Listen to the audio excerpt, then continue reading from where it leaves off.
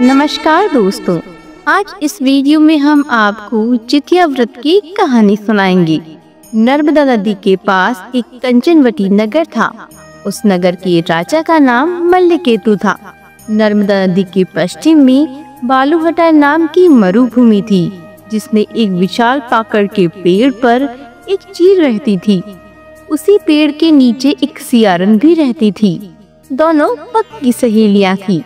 दोनों ने कुछ महिलाओं को देखकर जितिया व्रत करने का संकल्प लिया और दोनों ने भगवान श्री ज्योतिवाहन की पूजा और व्रत करने का प्रण ले लिया। लेकिन जिस दिन दोनों को व्रत रखना था, उसी दिन शहर के एक बड़े व्यापारी की मृत्यु हो गई और उसका दाह संस्कार उसी मरुस्थल पर किया गया। सियारन को अब भूख लगने लगी थी। मुर्दा देखकर वह खुद को रोक न सकी और उसका व्रत टूट गया। पर चील ने संयम रखा और नियम व श्रद्धा से अगले दिन व्रत का पारण किया। फिर अगले जन्म में दोनों सहेलियों ने ब्राह्मण परिवार में पुत्री के रूप में जन्म लिया। चील बड़ी बहन बनी, उसका नाम शीलवती रखा गया। शीलवती की शादी बुद्धिसेन के साथ हुई। वहीं सियारन छोटी बहन के रूप में जन्मी और उसका नाम कपूरावती रखा गया। उसकी शादी उस नगर के राजा मल्लकेतु से हुई। अब कपूरावती कंचनवटी नगर की रानी बन गई। भगवान ज्योतिवाहन के आशीर्वाद से शीलवती के 7 बेटे हुए, पर रानी कपूरावती के सभी बच्चे जन्म लेते ही मर जाते थे।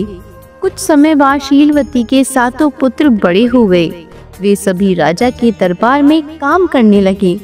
कपूरावती के मन में उन्हें देखकर ईर्ष्या की भावना आ गई। उसने राजा से कहकर सभी बेटों के सर कटवा दिए। उन्हें 7 नए बर्तन मंगवाकर उनमें रख दिया और लाल कपड़े से ढककर शीलवती के पास भिजवा दिया।